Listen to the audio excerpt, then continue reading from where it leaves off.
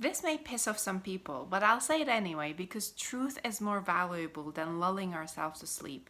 How many of us are in the jobs and careers that we don't like just because it pays well or is stable enough?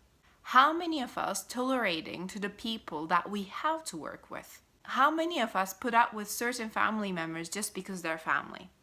How many of us tolerating to the life conditions that we think we have to live in just because there's no other option?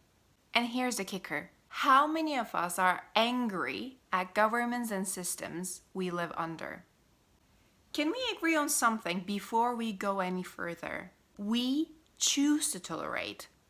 Whether we like it or not, we choose to stay in that friend group, in that job, in that family, in that life situations that we don't like, that do not serve us anymore. We choose it even when we think we don't, because not choosing is a choice, right? Not choosing to quit is a decision to stay. Not choosing to change is a decision to commit or tolerate. Not choosing to say anything is a decision to confirm. So what happens when we choose to stay in jobs with people, life conditions that we don't happy with? We disrespect our own self-authority. Why do you think we live in a world where we fight with authorities? Governments, teachers, bosses, bureaucracies, our parents, and religion? I keep saying this like a broken record, and I'll keep saying it again and again. Everything we see around us is a reflection what we have within us.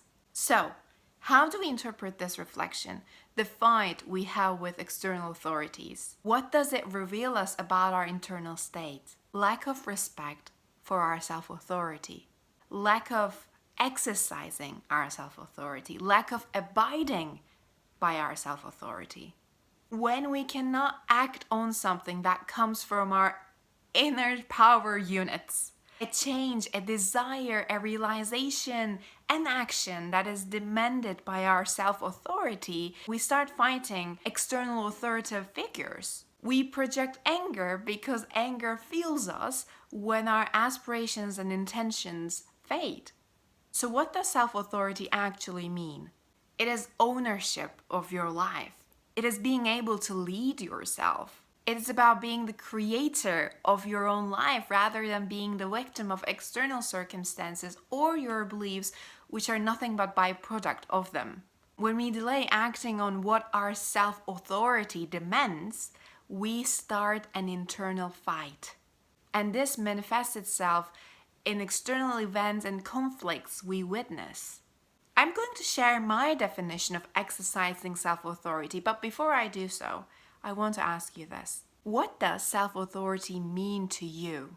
What does exercising it look like for you? I encourage you to find your own answers first and then tune back tomorrow to discuss it further.